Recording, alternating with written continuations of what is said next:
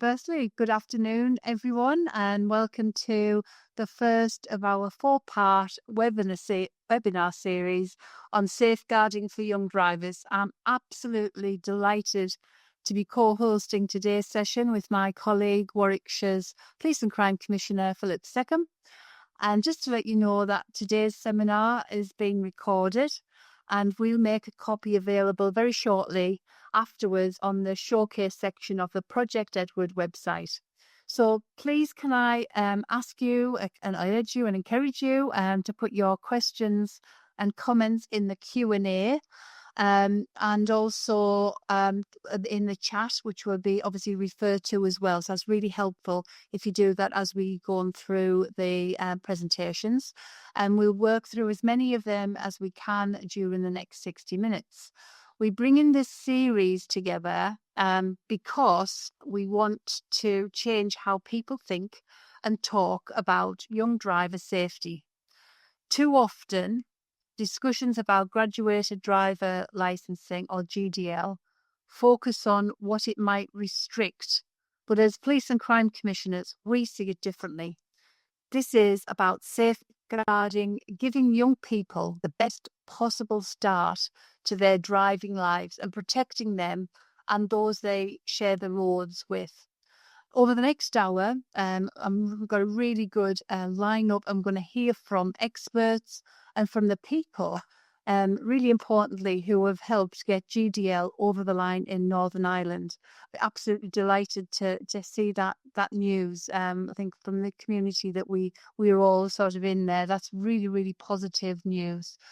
So we'll also explore the evidence, the politics, which is really, really important as a politician, need to get those behind us, and also the practicalities, and also crucially, this could mean for us here in Great Britain. So, without further ado, let's get started and explore how and why progress in Northern Ireland is so important for the rest of the UK. Here to help us are the people who have dubbed our GDL, who we've dubbed our GDL trailblazers. We've got Chief Superintendent Sam Donaldson from Police Service Northern Ireland, Pat Delaney from Northern Ireland's Driver and Vehicle Agency, and Davy Jackson from Road Safe Northern Ireland. You're all very, very welcome. So please do introduce yourselves to the audience. I'm going to start with Sam. Good afternoon, folks. I hope you can understand my accent. It'll be similar to Pat's and similar to Davy's as well, but I was once told that having a slightly different accent can be a really good thing and people perk up and listen. So first of all, thank you very much for the invite. I think the way we'll do this is I'll probably kick off first after we've done our intros, and then I'll bring in the real expert, that's Pat. And then the person who has his finger on the pulse, that's Davy as well. And we'll certainly tell you a little bit. So Sam Donaldson is my name. I'm a chief superintendent in PSNI. I'm in my 32nd year. So kind of know my way around the organisation and know my way around Northern Ireland as well. I'm the gold lead for road safety for the Police Service in Northern Ireland. I sit on our Strategic Road Safety Forum on behalf of the PSNI, and I also chair the Northern Ireland Road Safety Partnership. So that's me. I'll let Pat and then Davy introduce themselves. Okay. I'm Pat Delaney. I am the Director of Operations in the Driver and Vehicle Agency in Northern Ireland. I'm also the Senior Responsible Owner for the operational delivery of graduated driver licensing in Northern Ireland. And I'm also the President of the International Commission for Driver Testing, which some of you may be familiar with. And this morning I spent an hour and 45 minutes with our scrutiny committee in the Northern Ireland Assembly, explaining to them the detail and the plan to bring forward GDL and introduce it on the 1st of October of this year. Yeah. Good afternoon, everyone. My name is Davy Jackson. I'm a retired firefighter and current chair of Road Safe NI charity, Northern Ireland's leading road safety charity. Brilliant. And thanks for joining us. I know we're obviously going to come back to you shortly, but just before at the end of our session, I'm going to hand over the discussion to our distinguished panel as well with the interrogators. So it's over to you just to give us that overview of from your side. The questions that one of the key questions that I have for you is following last week's GDL announcement. It did take many of us by surprise, but did it surprise all of you as well?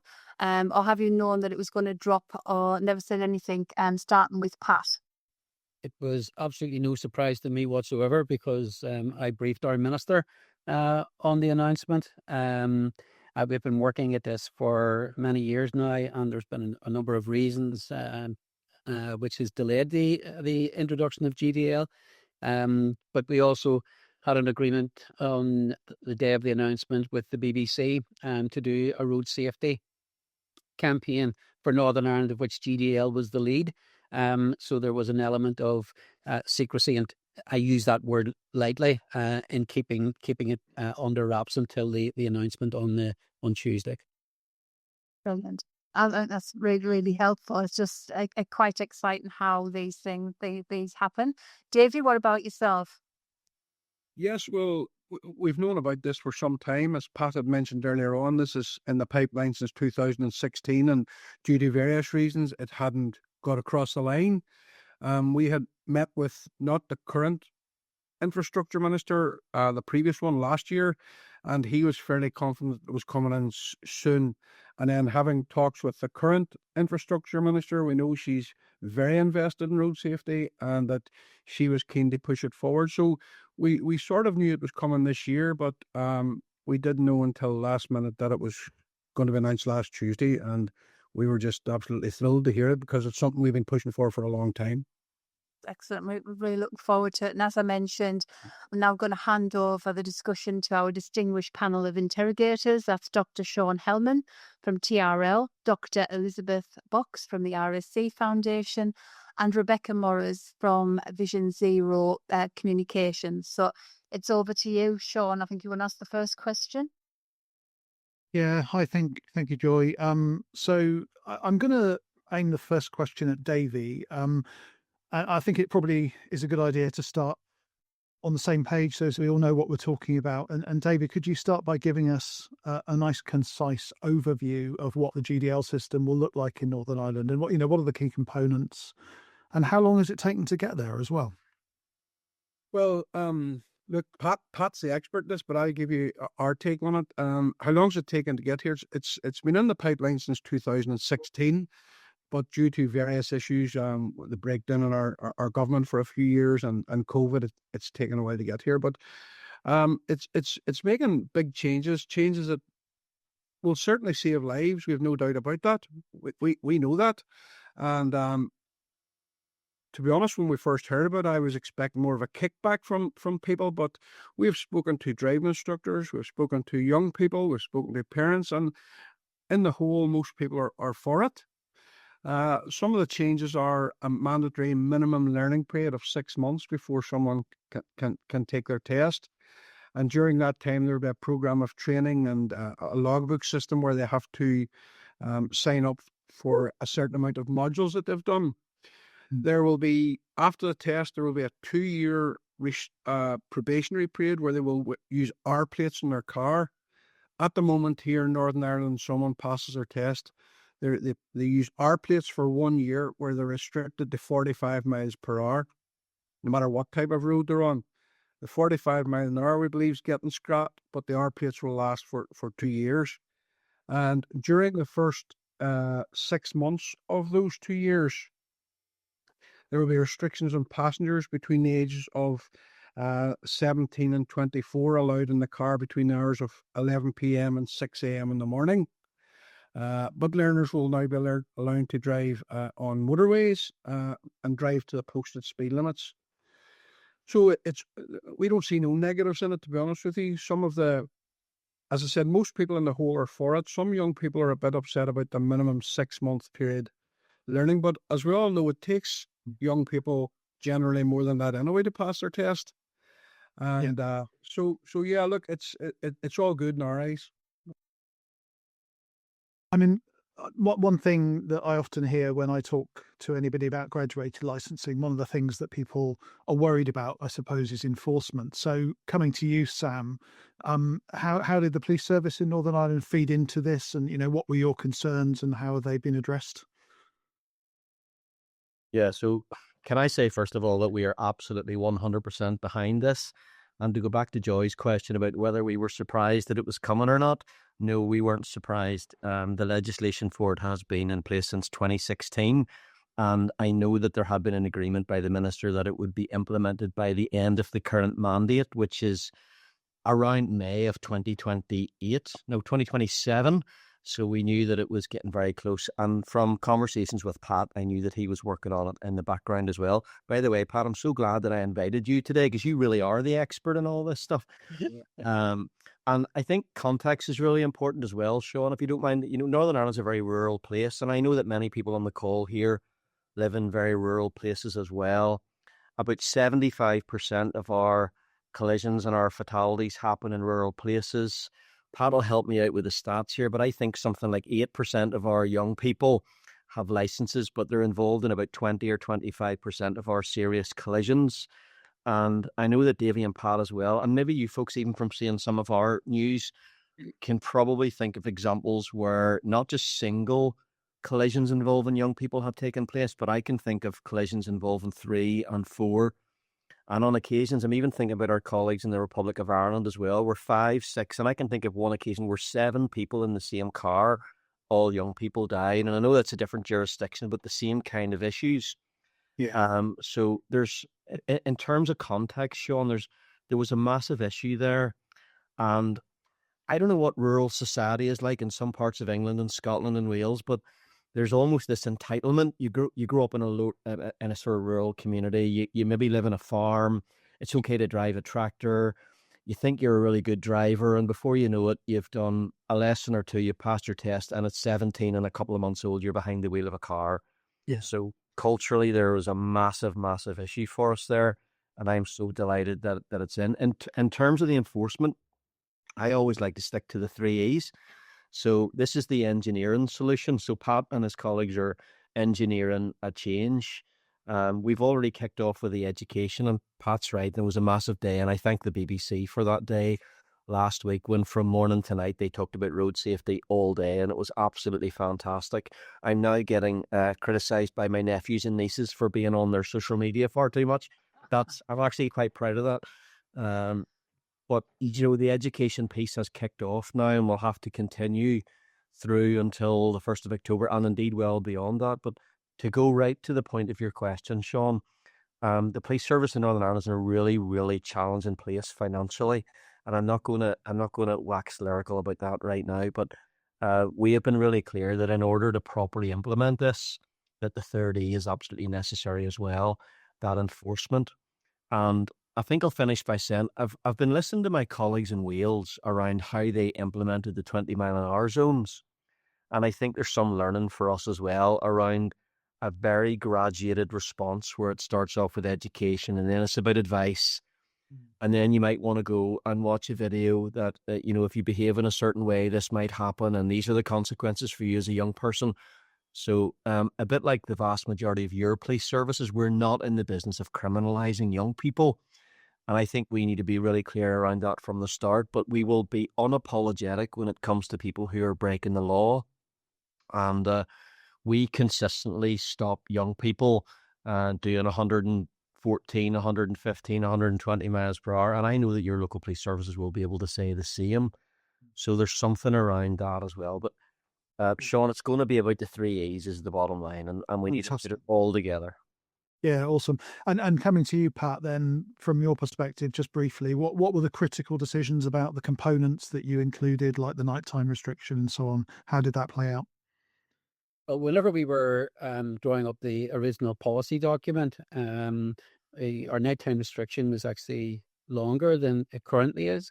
Our mandatory minimum narrowing period, we proposed 12 months as opposed to 6 months. And we looked at the program of training, and we also looked at the mandatory number of hours for an ADI to provide instruction. But those are policy proposals that go out to consultation. That consultation is then drawn up into a synopsis. The synopsis goes to the committee at the time. The politicians have their view on that, and then they decide and recommend changes. So some of those changes were not implemented.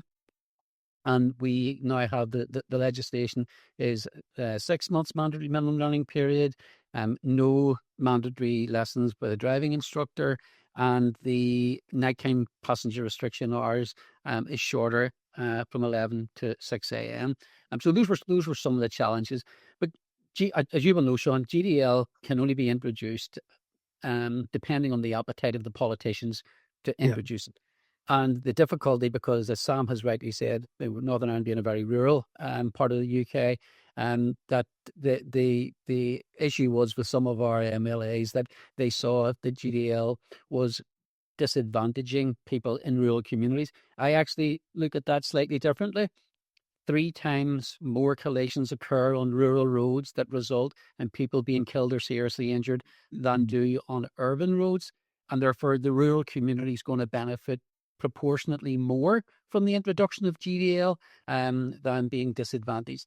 And what we have done to try and minimize the impact of that is we have made provision for some mitigations in terms of the passengers that can be carried in the vehicle and when they can be carried in the vehicle. So to minimize the impact, particularly whenever we were asked about young people who were either working education. So what we tried to do is improve road safety, but retain youth mobility. Yeah, fantastic. And it's difficult to try and get that balance, and I think we've achieved it. Yeah, superb. Okay, I'll hand over to Liz Box now, I think, for the next question. Great, thanks, Sean. Yeah, Pat, if I can stay with you on that one, that's really interesting. You've highlighted the rural dimension, the potential pushback from people, and using crash statistics for that. So I guess the broader question is, to what extent did you use crash data or the broader international evidence space, I guess, to help make and shape those decisions that you've come to in Northern Ireland? I'll make no apologies here and praise the Transport Research Laboratory with Sean and his colleagues. They did a report for us on the impact of GDL in Northern Ireland. I still refer to GDL in Northern Ireland as GDL Light. I think we have a long way to go, but we can only get there once we have established the evidence going forward against the baseline data, which we're already collecting, to demonstrate that GDL is a benefit and that fewer people are being killed and seriously injured. At which point, there almost certainly there will be a body of evidence to support strengthening and widening the scope of GDL to further reduce the number of people who are killed and seriously injured on our roads, particularly young novice drivers. And yes, we looked at the PSNA data, and it was a driver for us. And Sam already articulated the number of young people that are killed, but those collisions where multiple casualties occur, and particularly at nighttime on rural roads, and it's about reducing those. Great, thanks. That's really interesting in terms of how you've used the evidence to build the case, but also how evidence is going to be used going forwards to make further step changes in the future. So that's really helpful. Thank you. Davey, just coming back to you now, just looking back, it'd be really interesting to get your perspective on where you found the most important allies were in securing progress with actually getting GDL in place, and how did you bring those different allies and different parts of the community on board to support the approach? Well, we can't take responsibility for this or credit this. It was the Department for Infrastructure that came up with this and pushed it. But we certainly took part in the consultations about it and pushed it where we could. There wasn't much kickback from anyone. Everyone's been on board for this because it's a lifesaver.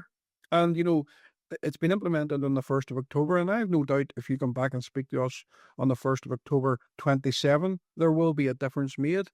And that goes without saying. So there wasn't anyone we had to fight for it, really.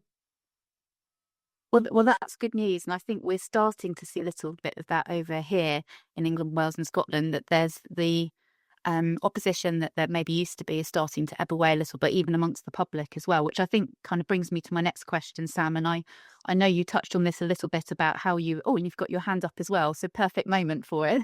Any comments you wanted to make on that last piece as well? But you mentioned that when in enforcing it going forwards, of thinking about taking a step approach about education, then potentially rolling out things a bit stronger. So I guess anything else you can say about how you're preparing to prepare young people, communities, families for addressing this? Will it be going through schools? What approaches do you think needs to get that communication approach out there? Yeah, thanks, Elizabeth. I wanted to pick up on the point about the political support, because road safety, and this is my own personal experience, and I know Davy shares my view as well, there's broad support for road safety. There's very little political division when it comes to something like an intervention to try and keep people safe on our roads, and we need to use that and jump on that. And the other thing I need to say as well, we consistently talk about young drivers, and therefore people think, well, this is only about young people. This is about new drivers as well. So granted, the vast majority will, of course, be young people aged sort of 17, 18, 19. But anytime we're using language to discuss the GDL, it's important for Pat and Davey and myself not to just address young people. I think that's a really, really important point. And to pick up on the mobility thing as well, I think Pat and his team have been quite clever around that too. This is not about restricting people's rights. This is about trying to get a balance between keeping our young people and our new drivers, I nearly said it again there, safe on the roads, but it's also about making sure that they can still go about their daily life. And Elizabeth, policing in Northern Ireland, I always like to say it's a little bit unique here. I know that I've speak to police officers all over the world, and they all say it's unique wherever they police, and that's the absolute truth.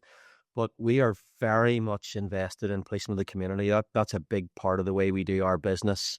We invest a lot in neighbourhoods. We invest a lot in engagement and conversations and things like that. And we will do that. So we already have numerous programs where we're engaging with schools, youth organisations, and young people in particular in general. And we'll absolutely invest in that going forward. So my head of road policing is a chief inspector, and she has already established a group which is working with colleagues from various departments and various agencies. And that will include education around how do we get ourselves ready to police the graduated driving license. A bit like Sean's point earlier on, how are we going to implement it? It has to be slow. We cannot under any circumstances just be seen to be giving out tickets left, right and centre, or prosecuting people left, right and centre. So it'll be a continuation of the current approach that we have.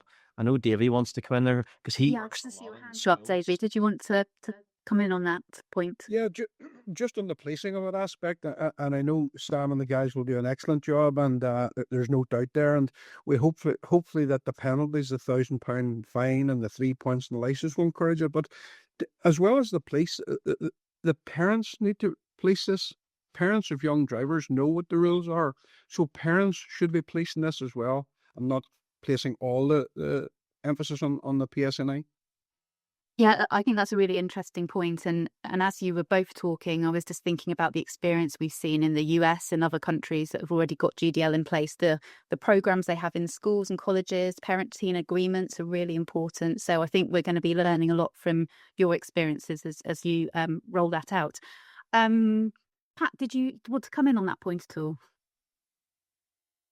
Yes, I just wanted to say that in terms of the education piece, we are now beginning the communications plan, and the communications plan, which will roll out over the next 8 months, will be ramped up as we get closer and closer to the implementation. But we're starting off essentially with our approved driving instructors. We're not going to be meeting with them every month. We're going to be holding workshops in various locations around Northern Ireland, working flexibly with driving instructors, because we know that many of them are owner-operators, not necessarily large driving schools. We're working with an advertising company for a media campaign, which will roll out the usual television, radio, newspapers. But also we're looking at the platforms that young people interact with. So we will be using our own Government, which the alternative to gov.uk, which is NI Direct. We'll be using social media platforms. We'll also be using the stakeholder groups like Davies and others to promote and carry the message about GDL and the benefits of GDL and the process about how young people and others. I use novice drivers, which is hopefully covers those that are not young. And we'll be doing that now. That started with my team, and we'll be rolling that out over the next 8 months. Wow, sounds like a fantastic program of engagement that you've all got going forward. So yeah, we're going to be watching that with interest. And I think that probably is a nice segue into various questions that I'm going to pass on to Rebecca Morris to ask, particularly around communication and how things have landed. So Rebecca, over to you. Thank you, Liz. So my question's for Sam. Was there a particular moment, a consultation or piece of feedback where you suddenly thought, yes, this is going to happen? You know, we've all been there, and it goes on a long, long time. There's a big history that goes with often with a lot of these things. But was there a time where you just thought, yes, this is actually going to happen now? The short answer is yes, Rebecca, there probably was. We are blessed in Northern Ireland to have a 2030 road safety strategy. And I know that England has just launched their road safety strategy, and it's sitting on my desk at home, and I'm in the process of reading through it, by the way. So there's more work for us, Pat, to do. I hasten to add. But so as part of the 2030 road safety strategy, we decided instead of having annual plans, that very recently we would have a 5-year plan to meet the 5-year strategy or the remainder of the 5-year strategy. And within that, we have a number of interventions that are ongoing, including graduated driving licence, further consultation on the use of mobile phones, and I'll comment on that one later on. I see it in the chat. Drink driving legislation reducing by half, drug thresholds being introduced, and a significant number of interventions. And I have to be honest and say, when we sat down and did the 5-year plan and said we've got to get this in within the next 5 years because our objective is around 35 fatalities on our roads by the year 2030. And then everybody around the table went, right, what are we going to do each particular year? It was pretty obvious that with GDL having been legislated for since 2016, that was one of the ones that we needed to do first. So it was probably at that strategic forum where we kind of agreed that what are we going to do each year, that it certainly landed for me. I was absolutely confident, Rebecca, that it would have been implemented. I have to express my frustration, but that's my obligation as a police officer responsible for road safety. So that was the point when I heard it was coming in, and that was the point I have to say I was absolutely delighted. And then Pat and his colleagues had obviously done all the work in the background. No, it's absolutely wonderful news, and thank you for that. That's really helpful to understand. Davey, how did you tackle concerns from stakeholders who may be worried about restriction, like businesses, parents, or young drivers themselves? We often hear that word restriction, don't we? Certainly in the media and stuff. How did you kind of get around that? Well, there hasn't been any of that, to be honest with you. Everybody's fully on board with this. As I say, we're a charity. We're out speaking to schools all the time and speaking to parents, speak to driving instructors, and they're all on board with it. Slight concern, as I say, with some young people about the 6 months. They feel it's a bit long to learn to drive, but we certainly don't think it's a bad thing. It's a good thing. It'll help young people experience different traffic situations, different light situations, different weather situations. So that's all good. But no, this is one of the easiest things, I suppose, ever that's come across our government, I suppose. Thank you. Thanks, Davey. And finally, for Pat, if you could offer one key lesson to us here in England, Wales, or Scotland in terms of trying to secure graduated driving licensing, what might that be? Perseverance. And perseverance in the face of political opposition. Politicians are looking for votes. GDL, the language of GDL is restriction and not being able to do something. So you have to turn that on its head. It's not. This is about saving lives. This is about preventing people dying on our roads. This is about prolonging life. This is about helping our health service by not having to have those people in hospital requiring treatment and life, where there are life-changing conditions, having to look after them for the rest of their life. So it's broader than just road safety. there are health, societal, and economic factors involved in this, and all of them must be considered in the round. So I think the lesson is perseverance, because there is opposition to GDL, and that opposition can only be overcome by sitting down, good communication, explaining what it is that you want to do, why you want to do it, and what your expected outcomes are, and having the empirical evidence to support that, which is what I was asked for this morning. And some of the work that Sean and his team have done, TRL, was invaluable in answering those questions, to allay the fears of our politicians that this isn't just some knee-jerk reaction that we're doing. This is a well-thought-through scheme aimed at reducing the number of people killed and seriously injured on our roads. Thank you. That answers that really well and gives us a lot of encouragement for the future. So back to Joy. Thank you, Pat. Thank you, everyone, and thanks, Becca. It just goes to show, really, doesn't it, how long-term persistence, good data, and a broad coalition, and particularly, strong political leadership have been essential in Northern Ireland. And I think we'll try to dig a little bit further into what this can mean for the rest of us a little later. Now, none of you can go anywhere for the time being, as we're anxious to keep the conversation going and take full advantage of your expertise.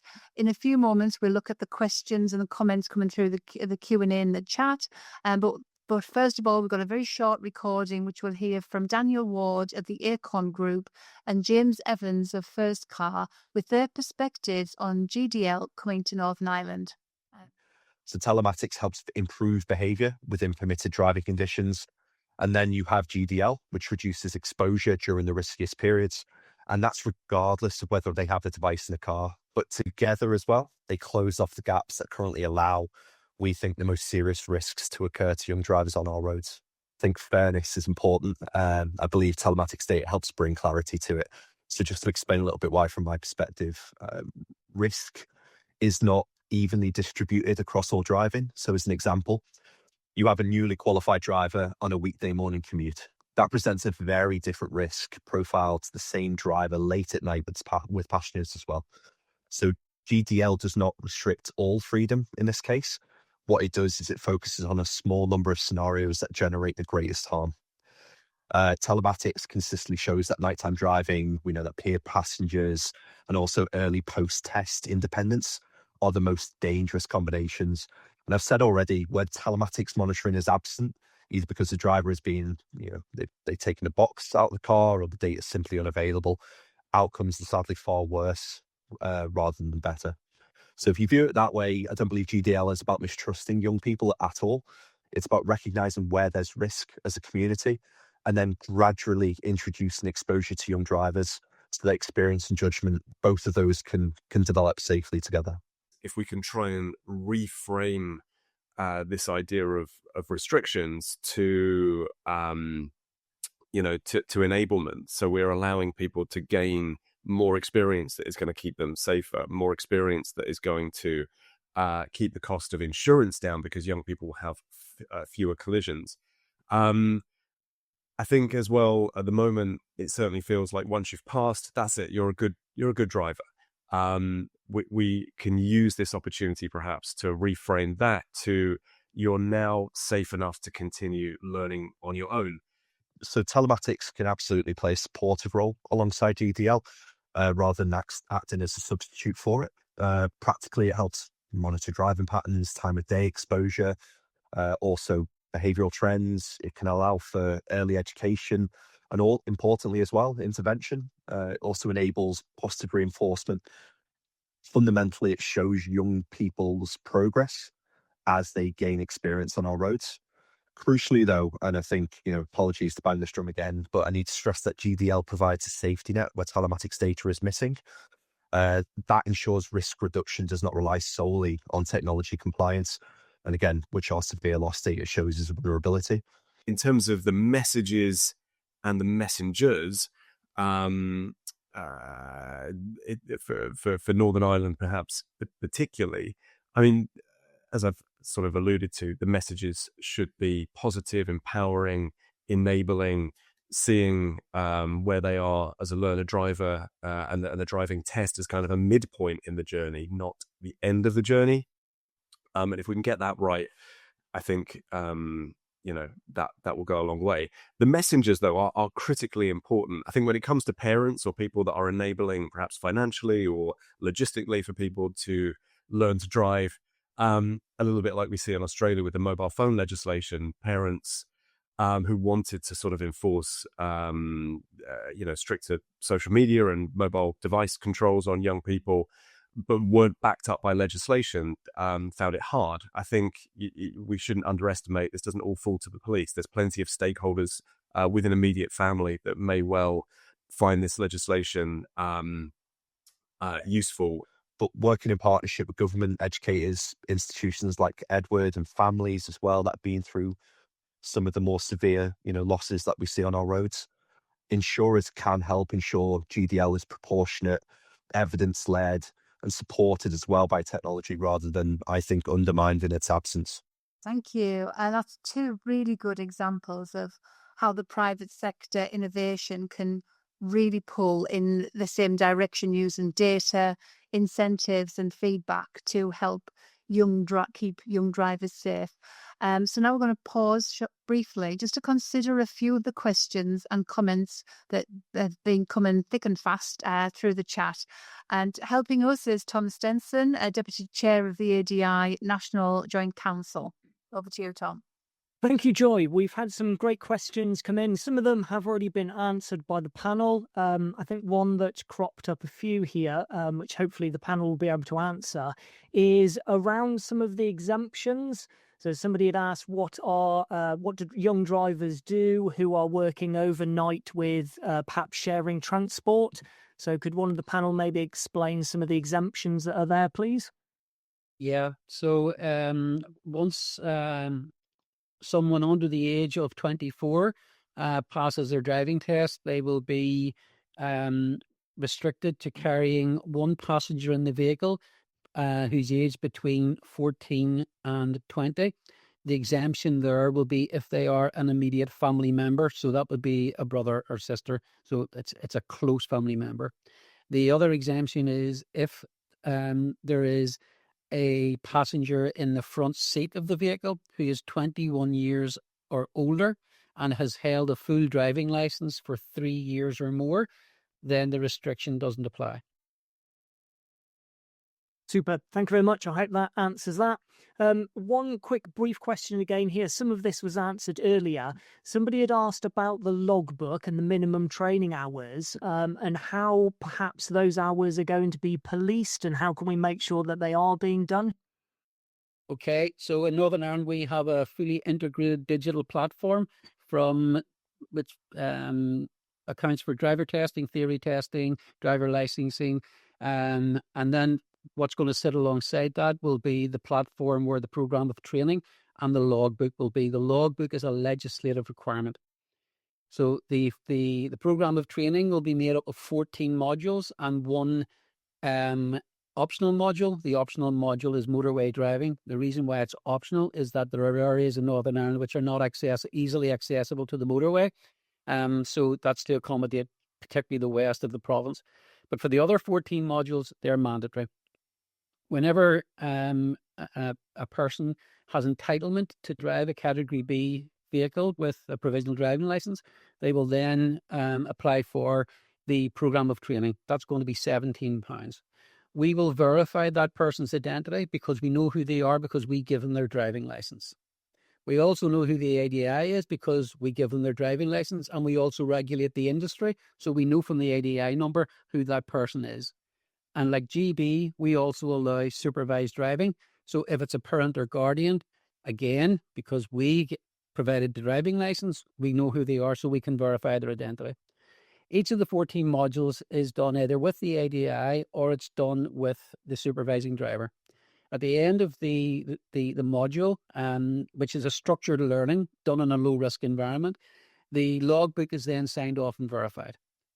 Whenever the 14 modules are complete and the logbook is complete, then that will allow that driver to apply for a practical driving test, but which must be 6 months after their driving license entitlement has been issued. And then they'll be able to do the test. So all of that is done digitally and connected to all of our systems, and all of our systems have flags on them. So they will trigger as each of the gateways are passed, and we monitor it that way. Now, that's how it's going to work in practice. That's how we're going to engage with our stakeholder group, and that's how we're going to explain it to them. That's what's going to be in the promotional material and the educational material that's going out to the industry. Brilliant. Thank you very much, Pat. And I shall pass back over to you, Joy. Thank you. Thanks, Tom. We've now heard that the GDL has been developed and agreed in Northern Ireland. I've asked Sean and Liz to explore with our Northern Ireland trailblazers what this experience could mean for Great Britain and what practical steps we should take next. I'm just conscious we're just running over slightly, so if Sean and Liz can keep an eye on the time, it means that we might have to cut a few questions, but I'll hand over to Liz first. Great. Thank you, Joy. Just a question, I think probably best for Pat, actually, about, is there anything that you've learned about timing and aligning GDL with other policy priorities? We've already heard about saying we need to align it with, we want reduced death on the roads, we don't want to have issues for emergency departments, but how does that align with those other health and economic outcomes that we're hoping to achieve? The Northern Ireland Executive has a programme for government. Within the programme for government, there are a number of pillars. Some of those pillars are interconnected. So we will feed into the health one and the economic pillar, so that we will assist them in driving their outcomes as well. Okay, great. It all sounds very aligned, which is wonderful. Sam, I know you mentioned this a little bit earlier about articulating those benefits for the emergency services. Have you found that emergency clinicians themselves have been very important in getting that message out to communities? As you said, learning from Wales, I know that was used quite a lot with the 20-mile-an-hour limits. Have you seen that as well? Yeah, I think it's probably a bit early for that, Elizabeth. We will get there. So we haven't done any work around joint communication or emergency services, but we all do engage at the Road Safety Strategic Forum that exists now here in Northern Ireland. And given the fact that it's just been announced and just been launched, and I mentioned my Chief Inspector, Head of Roads Policing earlier on, so she's setting up the group to do exactly that. But as I mentioned earlier on, Elizabeth, it's about engagement, it's about education. This is not about punishment. This is not about sending young people to court, although there will inevitably be that outcome on occasions. But we're just going to have to work through that. So it's probably a little bit early for me to comment, and I'm happy to do that at some stage in the future. Mm-hmm. Great. We'll be watching carefully to see how that goes. David, I guess just moving on from that in particular about, how can we make sure, we've already talked about how important the language is and talking about safeguarding rather than restriction. How can we ensure that we carry that on going forwards? Are there actors in your environment that are going to try and turn it back to restriction, or do you foresee that things are kind of moving in a positive language kind of direction? I think there's a real driver here. Sorry, that's a terrible pun, but there's an absolute driver here. Oh, sorry, Sam, that was a question for Davey, but Sorry, Davey, go ahead. Go ahead, Davey. Sorry, I missed the question. Apologies. Oh, no, well, then I should have just let Sam answer it then, shouldn't I? Yeah, please. Yeah. Sam, what are you going to say? There's such a strong driver here to improve road safety. This is such a small place. 1.8 million people live here. And, a serious collision makes headline news, and a fatal collision absolutely makes headline news. So I think we had got to the point where, you're asking Pat about the motivators and the drivers and things like that. That's why we've got to the point where there's very little resistance here, with the exception of the 17-year-olds who, have to say, were all over the media last Monday and Tuesday saying this is quite ridiculous and you're restricting my human rights and stuff like that. But in reality, no, the driver has been around where we are as a nation in terms of road safety. And hopefully you can see the fatal 5 behind me, that we've been very strong in communicating as well. And I noticed the question about mobile phones, which I'll come back to in a second, but I think we were just ready for this. I think the legislation had been passed in 2016. You switch on the media on a day-to-day basis and you see another fatality and just go, right, we've got to make a fundamental difference here. And that's why talk about striking when the iron's hot. Pat, your timing's perfect. Thank you. Great, and as you say, it seems like that there is a real timing issue here, which is great. Right, okay, thank you for that. I will pass over to Sean now. I think you've got a few additional questions to ask, Sean. Yeah, and I think given Joy's note about time, I'm just going to ask one question, and I'll invite anyone out of Davey, Sam, or Pat to answer this, and that is, what do you think if Great Britain looks at what's happening in Northern Ireland and decides to do something similar at some point in the future? What do you think are the sort of non-negotiable things we need to do if we want to make it work? Well, I've been liaising with the Department for Transport on some of the work that they have been doing, and they're very keen on what it is that we have been doing. I think the non-negotiable is the nighttime passenger restrictions. If you don't have the nighttime passenger restrictions, then you have diluted GDL to such an extent that it is not GDL. That is where the greatest impact in terms of reducing the number of people killed and seriously injured on our roads will be made.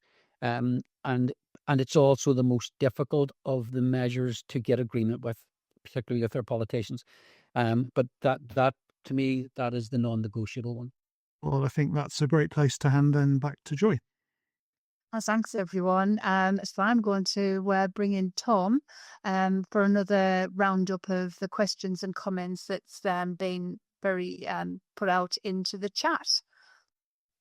Thank you, Joy. We have had a couple of questions relating to telematics and whether telematics are going to be used within the GDL that you've set up at the moment.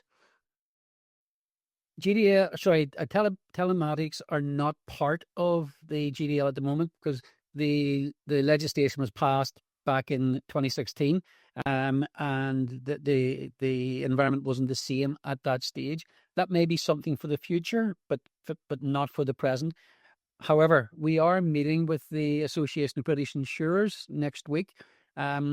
Like yourselves, they want to get an insight into GDL in Northern Ireland, how it's going to operate, and whether or not that may help them in considering reducing insurance premiums for younger drivers. I don't think so. They will want to see a reduction in collisions. They'll want to see a reduction in deaths and serious injury because they're a risk-based industry. So we'll wait and see. But I'm not ruling it out, but it's not for this iteration of GDL. If it was introduced, is there have you any ideas what potentially the telematics would be used later on? We haven't given that any thought whatsoever, Tom. Okay. At the moment, what we're trying to do is get the original GDL in without having to think about what might be coming in the future. So our aim is to get GDL introduced on the 1st of October of this year. And I've got one quick question again here from Brendan, who's mentioned about reckless drivers. And is there any perhaps ideas of restricting maybe vehicles as well? Obviously, vehicles can be sold with high power outputs, or is it just the safeguarding that we're looking at that you've got with GDL? Safeguarding with GDL. If we teach the individual to drive responsibly, being aware of those human risk factors and the decisions that they make. It really doesn't matter what power the vehicle has. It is their behavior behind the wheel, which is the most important thing. Brilliant. That's a great answer. Thanks, Pat. And back over to you, Joy. Oh, thank you, Tom. And we bang on back on the agenda. So thanks everyone for that. So now taking all of this in, listening in very intently and to everyone, what everybody had to say, is my colleague and the Warwickshire PCC, Philip Seccombe. Philip, you and I can do a bit of work now in the time that we have left. I know we're both equally passionate and committed to doing this. Do you have any questions that you would like to put? I certainly do. I have many, but I will restrict it to one for everybody. I just wanted to say that Northern Ireland, you're an inspiration for us, and it gives me real hope that we can do this. And as you rightly say, we've got to persevere at it. But it is so close to us. It was such good news when I heard it. on the news. So very well done to you. But we want to know how we can present our case to the government and politicians. And I think we're going to have to need some evidence. So I'm just going to ask, certainly, all of you probably, what you think a evaluation case study would look like, and what sort of outcomes and indicators do you think you'll be tracking following the 1st of October this year? So let's start with Sean. Sure. Given time, I will not answer that comprehensively. Look, you need to understand what's happening, obviously, to your primary safety outcome measure for this kind of legislative change. So, and that probably is going to include looking at collisions and injuries in the types of collisions that you're targeting with the intervention. So, in this case, probably nighttime and passenger carrying collisions at night are going to be the main ones. Then you need to look at all the intermediate behaviours, things like compliance, exposure changes. Are people getting licensed later? All that kind of stuff. And really just understanding how the system works. And I suppose within there, probably something around equity as well. Are there certain groups that are experiencing real meaningful difficulties with the system so that you can adjust it to fit those needs? But honestly, can't answer that question in any detail really any more than that. So I'll leave it there and hand back to you. No, I get that. Thank you. One thing did occur to me during this seminar is that I think you said in Northern Ireland one of the most difficult things was the 6-month period between starting and getting roadworthy. That's the one thing we've got in our strategy in the UK. So that it looks as though perversely the government have introduced the hardest thing and not some of the easier things that we're calling for. Anyway, that's just my comment. So Liz, Liz Box, what are your thoughts on that question?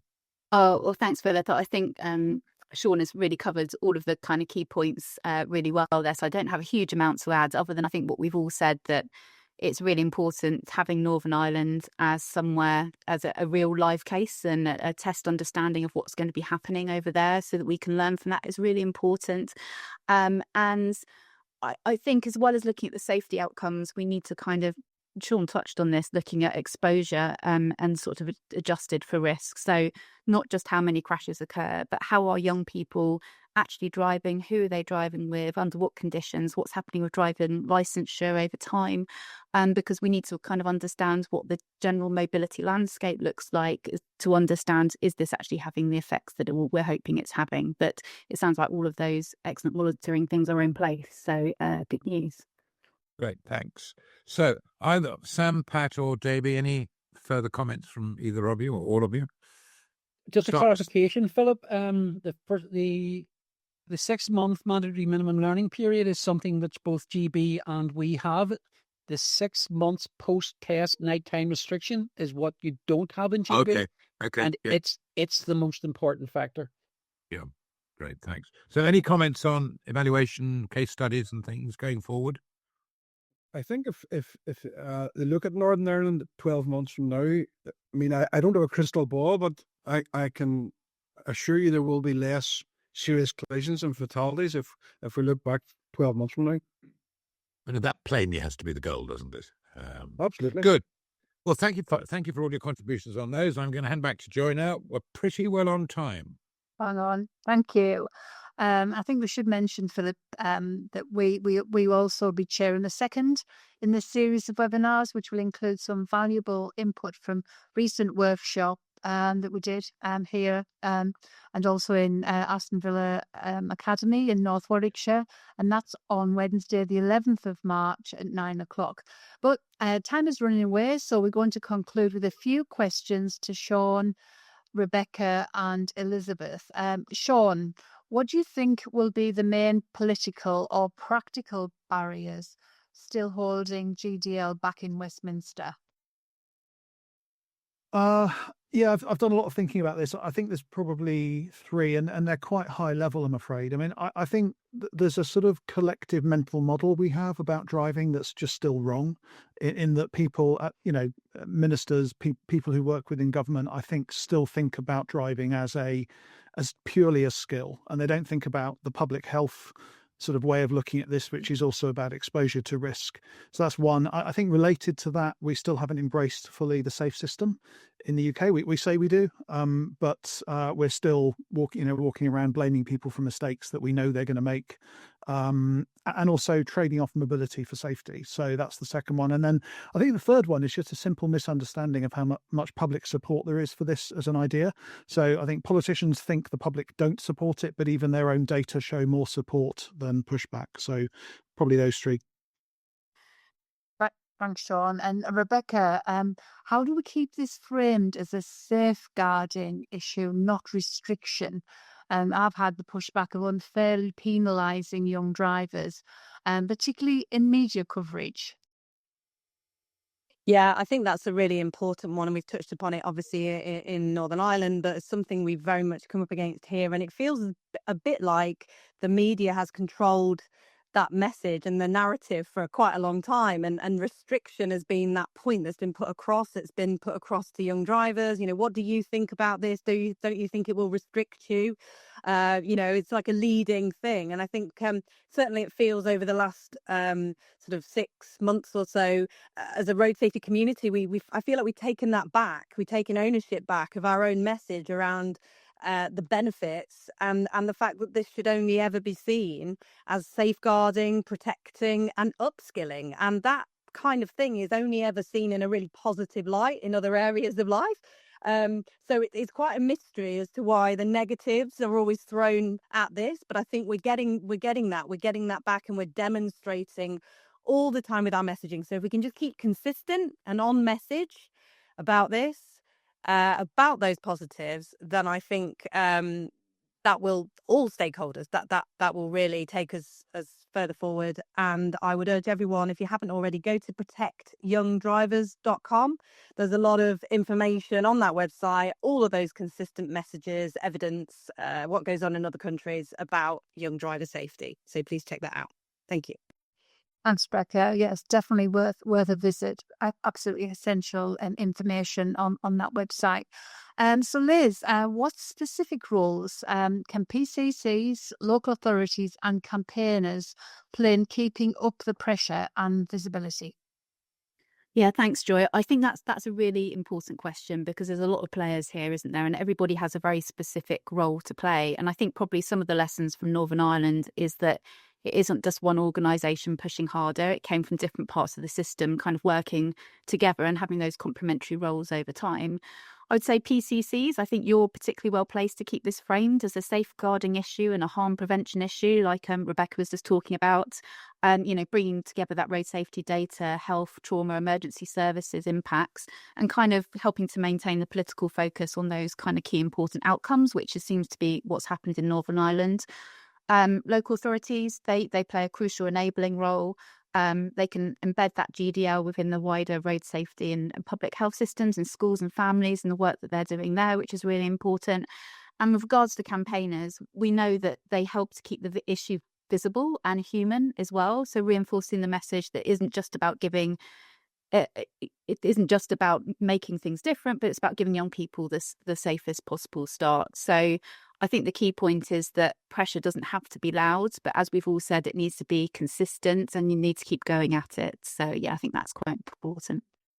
Excellent. And Sean, are there realistic interim steps, pilots, regional initiatives or endorsements that could lay the groundwork? The GDL in the UK, you mean, or in Great Britain?